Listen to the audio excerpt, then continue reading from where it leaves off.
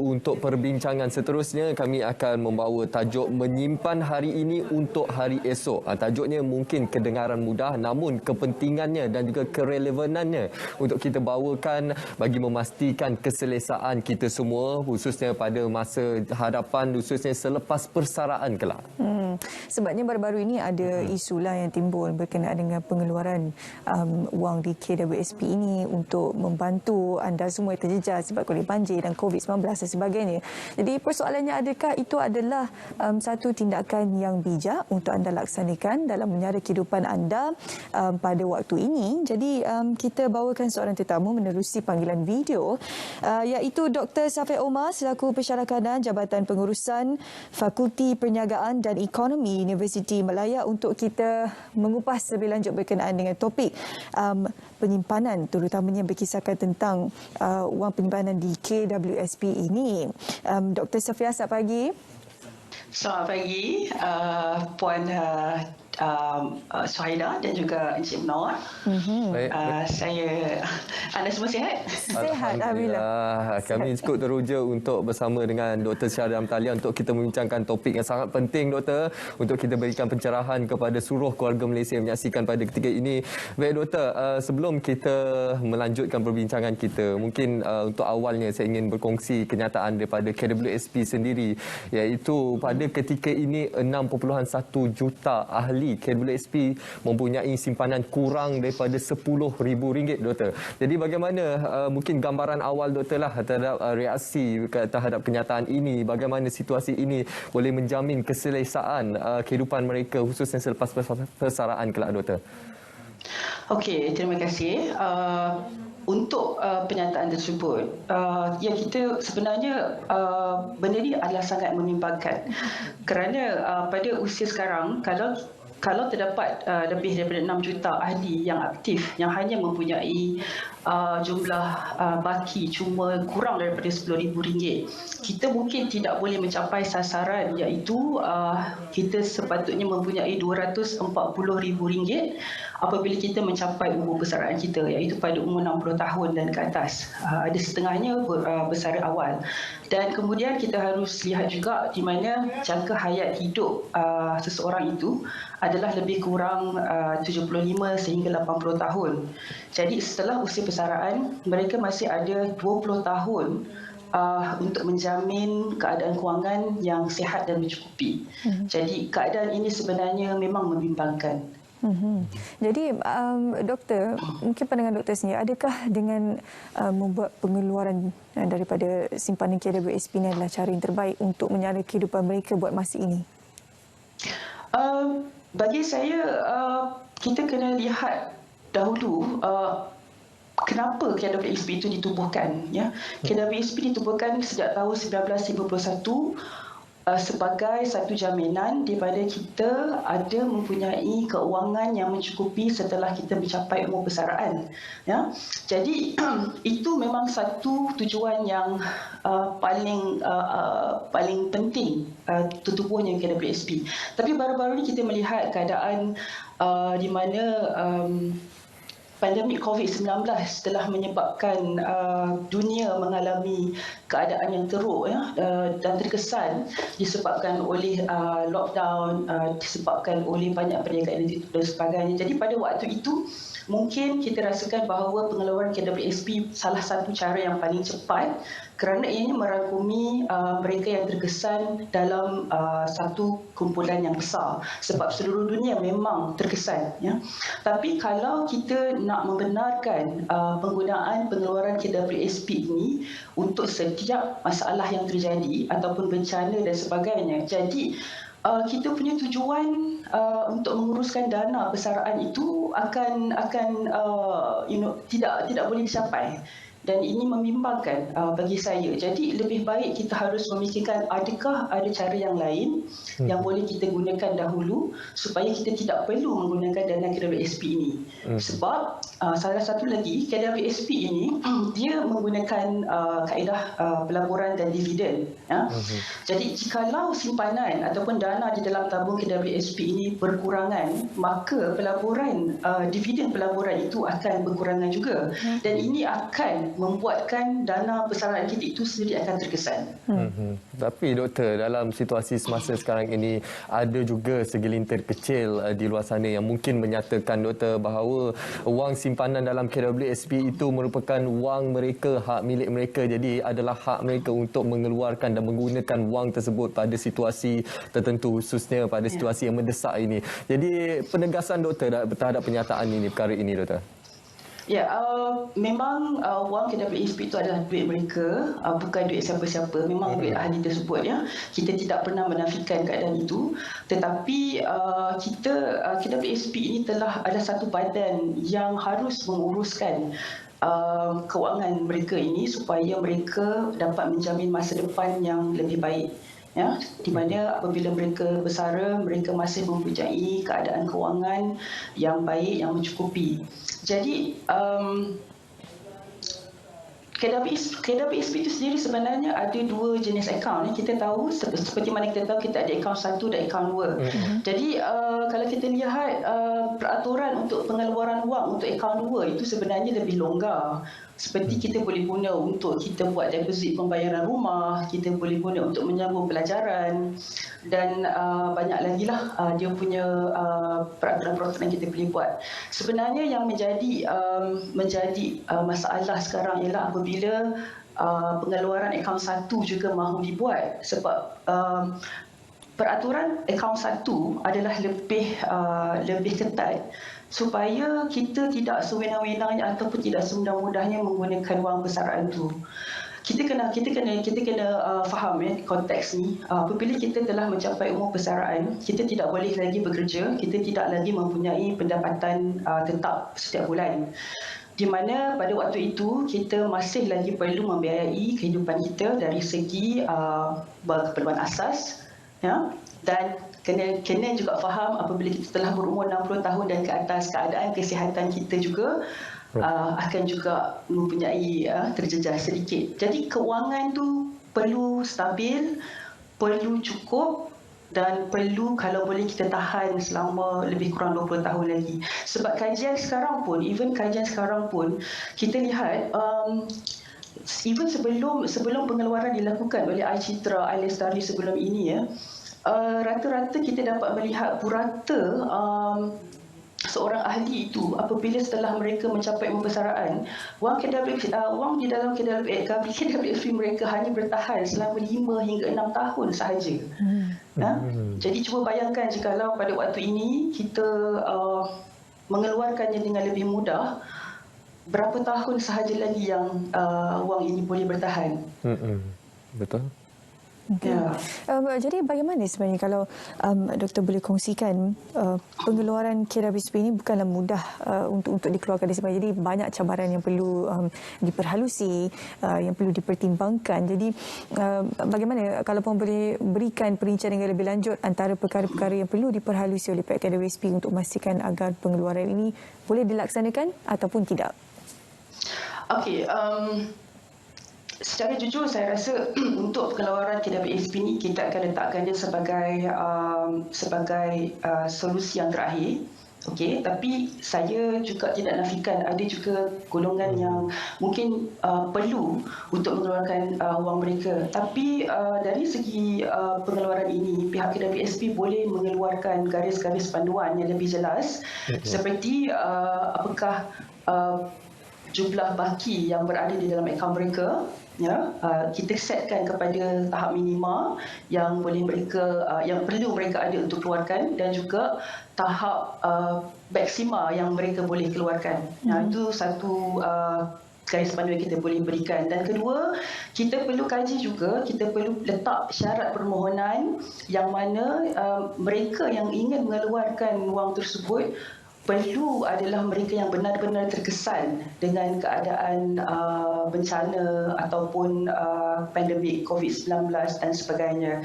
Jadi kita tidak mahu ada ahli yang mengeluarkan tanpa sebab yang jelas atau sebab yang tidak patut.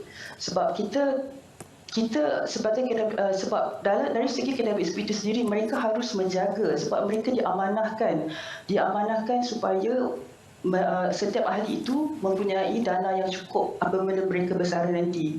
Sebab itu garis panduan tu perlu lebih jelas dan perlu lebih teratur bagi membantu mereka yang memerlukan. Saya tak nafikan ada yang memang perlu mengeluarkan wang tersebut, tapi kita harus berhalusi garis-garis panduan tersebut.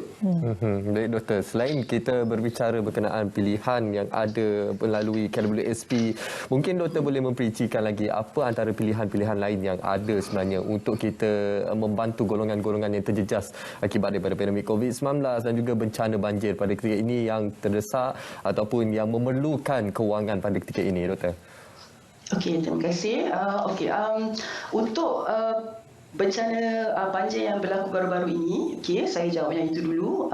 Sebenarnya kita ada kerajaan telah pun mengeluarkan beberapa skim, iaitu bantuan wang ihsan yang kita boleh lihat, di mana seisi keluarga boleh mendapat sehingga RM5,000 dan juga bantuan untuk membaiki rumah mereka sehingga RM61,000 mengikut kerosakan rumah mereka. Itu pertama. Yang kedua, kerajaan juga telah mengumumkan bahawa Bank Simpanan Nasional menawarkan pembiayaan kewangan peribadi tanpa faedah yang bernama My Ringgit I Banjir sehingga RM10,000.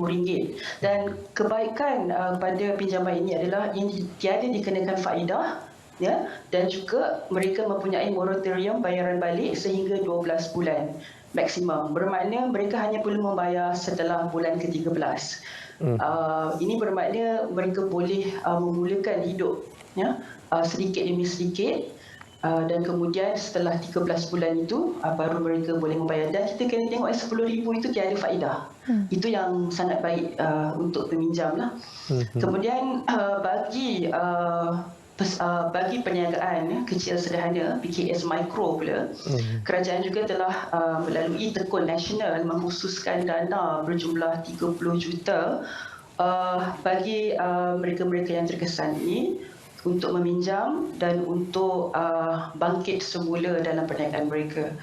Itu untuk yang baru-baru ini, untuk banjir dan sebagainya lah. Kalau untuk mereka yang terkesan kerana COVID-19, sebenarnya sebelum-sebelum ini pun ada banyak program-program yang telah diperkenalkan. Okay. Dan bagi mereka pula yang mungkin yang susah, yang memang ada mempunyai pelbagai cabaran dalam hidup yang memerlukan wang. Jadi saya juga tidak mencadangkan untuk menggunakan wang KWSP, tetapi saya mencadangkan untuk mempertingkatkan kemahiran mereka. Mungkin kita boleh menghubungi badan-badan ataupun agensi atau NGO untuk meningkatkan kemahiran dari segi perniagaan. Ya, jadi kita boleh berniaga secara kecil-kecilan yang tidak memerlukan modal yang besar dan juga mempunyai risiko yang sangat rendah. Ya, itu lebih baik sebenarnya. Banyak usaha juga yang dilakukan oleh kerajaan juga, dan juga sebenarnya NGO sendiri yang mana mereka memberikan peluang-peluang pekerjaan kepada mereka yang memerlukan. Ya? Okey, itu antara bantuan yang disalurkan oleh pihak kerajaan untuk membantu mereka yang terjejas. Tapi bagaimana untuk pihak swasta pula? Apakah antara perkara yang dilakukan oleh majikan untuk membantu pekerja-pekerja mereka yang terjejas ini?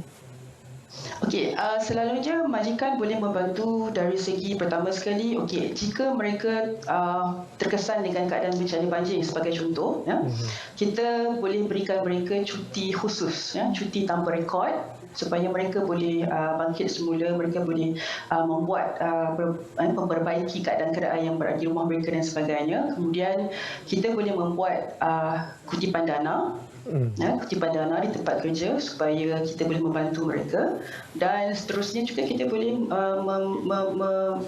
memberikan bantuan dari segi gotong royong dan sebagainya. Jadi yang paling penting untuk majikan adalah supaya mereka faham keadaan mereka yang terkesan. Tak kisahlah sama ada kerana COVID-19, kerana banjir atau kerana apa sahaja, mereka harus lebih peka dengan keadaan mereka, cuba faham masalah mereka dan cuba bantu. Kalau dari segi permasalahan itu lebih kepada mereka memerlukan cuti, kita berikan mereka cuti khas. Dan kalau ianya dari segi keuangan, kita lihat bagaimana syarikat boleh bantu daripada segi itu. Jadi ianya terpulang kepada individu punya permasalahan pada waktu itulah. Ya. Jadi doktor, apa antara jalan terbaik yang boleh dilaksanakan ataupun direncanakan, dirancang oleh setiap individu di luar sana untuk memastikan ketahanan kewangan mereka bagi menghadapi situasi-situasi luar jangka pada masa hadapan, doktor? Okey, kita boleh menggunakan rule of thumb ataupun kita boleh menggunakan formula 50 30 20 ya, di mana apabila kita mendapat pendapatan bulanan kita tu, kita sediakan 50% untuk keperluan. Keperluan ini seperti untuk kita membayar rumah, untuk kita membeli barangan runcit dan sebagainya, untuk kelangsungan hidup kita setiap hari lah ya. Kemudian kita gunakan 30% untuk kehendak. Kehendak ini sama ada kita nak guna atau tidak, kita boleh guna, tapi kehendak ini lebih kepada sama ada kita nak pergi menonton wayang ataupun kita nak makan di luar di restoran ataupun kita nak membeli barangan dan sebagainya yang bukan keperluan. Dan yang terakhir ialah yang paling penting, 20% untuk simpanan dan pelaburan. Dan simpanan ini juga kita boleh pecahkan kepada beberapa simpanan, iaitu simpanan kecemasan, simpanan untuk kita membeli rumah atau simpanan untuk kita berkahwin kalau bagi yang single, simpanan untuk kita pergi haji pada yang muslim dan sebagainya. So kita hanya perlu ingat ini saja, 50 30 20. Gunakan formula ini dan insya-Allah kita boleh mencapai keadaan kewangan yang sihat sebenarnya. Okey, doktor, situasi banjir ni gila kita tidak tahu bila ini akan berlaku lagi ataupun mungkin ada kawasan-kawasan lain yang akan terjejas teruk tanpa jangkaan mereka. Jadi apakah antara persediaan kewangan yang terbaik sekali untuk memastikan agar masyarakat Malaysia bersedia ke arah itu sekiranya mereka terjejas disebabkan oleh situasi banjir luar jangkaan? Itu sebab tu kita perlu ada tabung kecemasan. Tabung kecemasan yang kita boleh jangkakan berapa yang kita perlukan. Sebab keadaan banjir ni sebenarnya berlaku setiap tahun. Tapi mungkin kawasan itu berlainan. Dari segi individu, kita sendiri perlu ada tabung kecemasan untuk kita dan keluarga. Itu yang pertama. Manakala untuk syarikat ataupun untuk kerajaan, tabung kecemasan ini juga harus dilihat semula polisinya. Kita kena kaji semula adakah ianya mencukupi, sebab kalau kita lihat sekarang keadaan banjir itu sendiri lebih besar daripada sebelum-sebelum ini. Jadi kita dapat lihat mungkin dana kecemasan yang kita ada sekarang ini mungkin tidak mencukupi dan harus diperbaharui, harus dilihat semula. Dan kita harus nilai balik berapa sebenarnya yang kita perlukan jika terdapat lagi permasalahan seperti ini. Kalau sebelum ni mungkin kita hanya ada 100 juta di dalam dana, mungkin kita perlu lebihkan lagi. Bagaimana caranya itu sebenarnya lebih kompleks lah untuk kita bincangkan pada hari ini, tapi apa yang saya katakan sekarang ni kita harus kaji semula keadaan itu. Baik doktor, dalam kesempatan yang ada ni doktor, mungkin kita ingin dapatkan nasihat daripada doktor kepada seluruh keluarga Malaysia yang terjejas pada ketika ini. Mengapa pentingnya untuk kita membawa tajuk menyimpan hari ini untuk hari esok, kepentingan penyimpanan ataupun kewangan simpanan ini untuk jaminan masa depan mereka, doktor? Ya, kita dalam kehidupan kita selalunya akan berlaku perkara-perkara di luar jangka. Setiap hidup pasti ada cabaran.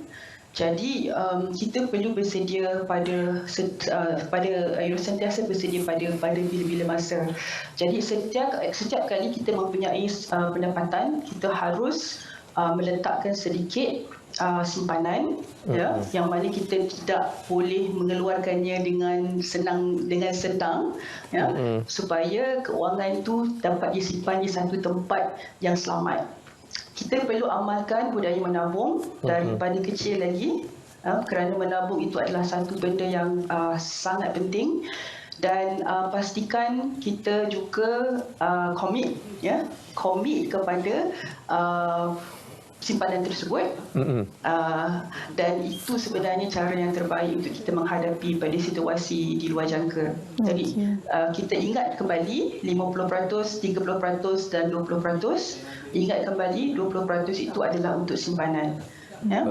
Baik, itu nasihat yang cukup berharga daripada Dr. Safiah Omar, Pensyarah Kanan Jabatan Pengurusan Fakulti Perniagaan dan Ekonomi Universiti Malaya. Terima kasih Doktor. InsyaAllah semua boleh mengaplikasikan 50, 30, 20 untuk simpanan. Ya, mohon Syuhaida dan Munawar lepas ini boleh start ya. InsyaAllah. InsyaAllah kita akan cuba. Formula tu. Baik. Yang baik kita ambil, yang kedua kita buang. Terima kasih Dr. Syarif sama kita hari ini untuk berkongsi berkenaan dengan tip-tip cara untuk anda memastikan agar struktur kewangan anda sentiasa seimbang sekiranya berlaku sebarang bencana tanpa duga seperti banjir yang berlaku baru-baru ini. Baik.